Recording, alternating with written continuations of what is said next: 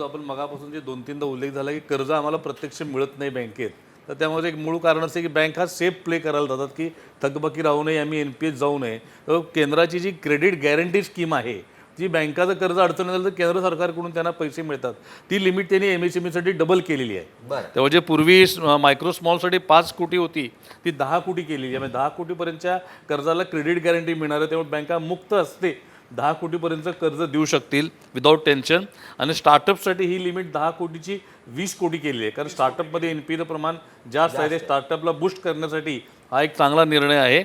आणि एक्सपोर्टर MSMEसाठी सुद्धा ही लिमिट 20 कोटीपर्यंत केलेली आहे. त्यामुळे बँकांना आता या लिमिटपर्यंत कर्ज देताना फारसं आडेवेडे घ्यायची काही कारण राहणार नाही. अगदी. चला स्टार्टअप ॲग्रो प्रोसेसिंग अगदी अगदी जैन मॅडम कि 2% पहले क्रेडिट गारंटी का फी था, अभी वो 1% कर दिया है. That is also welcome.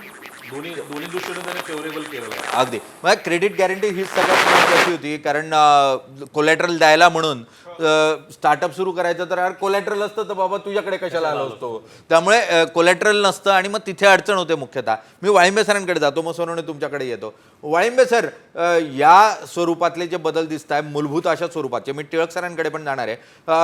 Walimbe sir, मूलभूत अशा स्वरूपाची एक संकल्प व्यक्त करण्याचा प्रयत्न या अर्थसंकल्पातून पाहायला मिळतोय. आणि त्यातून आपण जे सातत्यानं म्हणतोय की जागतिकीकरणाचा ओरा संपला आहे, आता प्रादेशिक वाद येणार आहे. या प्रादेशिक वादाच्या स्पर्धेमध्ये किंवा चीनसारख्या शेजाऱ्याबरोबरच्या स्पर्धेमध्ये आपल्याला टिकण्यासाठीचा हा संकल्प आहे असं मानायचं का?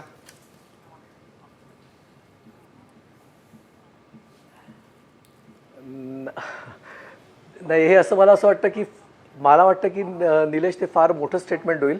म्हणजे प्रयत्न डेफिनेटली केलेला आहे, पण तरीसुद्धा चीन आणि इतर प्रगत देशांबरोबर आपल्याला कॉम्पीट करणं इतकं सोपं नाही आहे. कारण मगाशी आपण जसं म्हटलं की आपला घसरता रुपया, म्हणजे एक्सपोर्टसाठी घसरता रुपया फायद्याचा ठरू शकतो असं काहींनी इथे म्हटलं.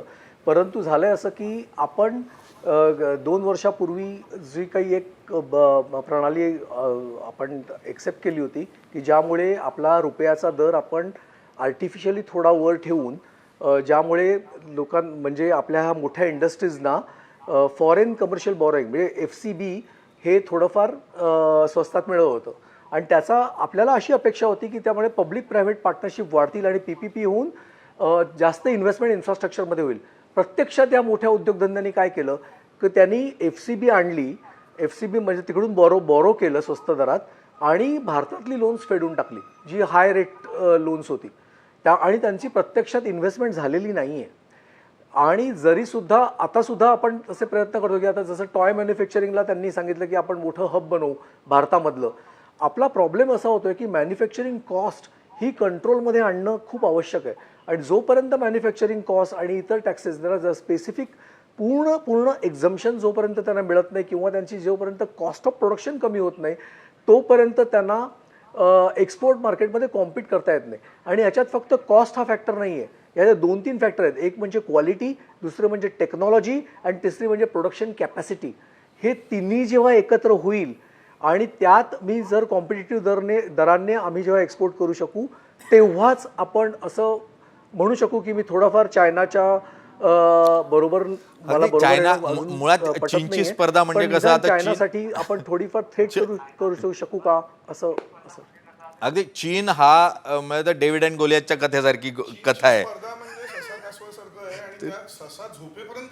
नाही, मी तर डेव्हिड अँड गोलियतचं रूप सांगत होतो की डेव्हिड अँड गोलियतमध्ये ज्या स्वरूपात स्पर्धा व्हावी तसं स्पर्धेत स्वरूप आहे. पण ठीक आहे, आशावादी राहायला हवं. कधीतरी डेव्हिड जिंकेल अशीच कथा सांगते. तर आपण विचार करूयात की तशा स्वरूपात 2 महत्त्वाच्या घोषणा या बजेटमध्ये आपल्याला म्हणजे नक्की बघायला लागतील. सर्वप्रथम म्हणजे उडान स्कीमच्या अंडर 120 नवीन एअरपोर्ट त्याच्यात कनेक्टिव्हिटी वाढवणार आहेत, ज्याच्यात 4 करोडहून जास्त हवाई प्रवाशांना त्याचा फायदा होणार आहे. तर मला वाटतं की महाराष्ट्रासारख्या याच्यात जे छोटे